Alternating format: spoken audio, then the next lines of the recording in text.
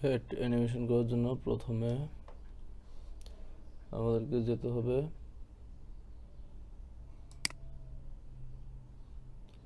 হেল্পারসে। এরপর এখান থেকে সিলেক্ট করে দিতে হবে ক্যাট অবজেক্টসে। এরপর দিব ক্যাট প্যারেন্ট। ক্যাট প্যারেন্ট দিলে এখানে ক্যাট রিগ লোড সেভে বিভিন্ন ক্যাট চলে আসবে, যেহেতু বোন সেটআপ করা রয়েছে। তারপরে হচ্ছে এখান থেকে বেস হিউম্যান সিলেক্ট করবো হিউম্যান নেওয়ার জন্য।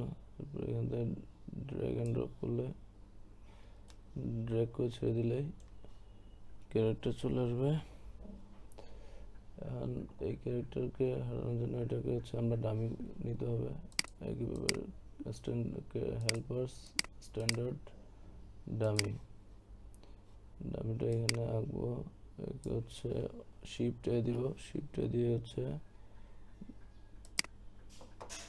আমাদের যে ক্যাট অবজেক্ট আছে সেটার সাথে অ্যালাইন করে দিব।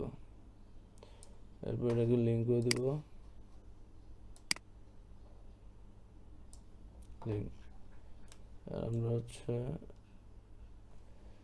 এটাকে ডামিটাকে ধরে সামনে টেনে দেখবো এটা লিঙ্ক হয়েছে কিনা। লিঙ্ক হয়েছে, সে কারণে এখানে ক্যাটের যে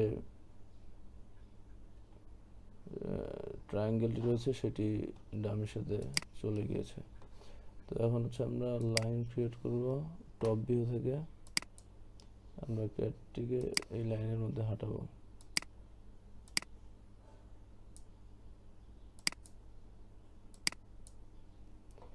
ওকে, এটা হচ্ছে আমাদের লাইন। এখন আমরা হচ্ছে ডব্লিউ প্রেস করলাম। এখন অ্যানিমেশনে গিয়ে এটাকে প্যাথ কনস্ট্যান্ট করে দেব, হয়ে গেল। নাও এটাকে হচ্ছে ফলো দেব, ফলো প্যাথ দেওয়ার সাথে সাথে এটা রোটেট হয়ে গিয়েছে। এটাকে আবার ঠিক করার জন্য ই প্রেস করে আমরা এটাকে ঘুরিয়ে দেব। নাও এটাকে অ্যানিমেশন দেব। অ্যানিমেশন দেওয়ার জন্য হচ্ছে এটাকে ধরবো, ধরে হচ্ছে অ্যানিমেশনে যাব, এখানে প্রেস করে ধরে রাখবো। দৌড়ের যে আইকনটি রয়েছে সেটিতে ক্লিক করব।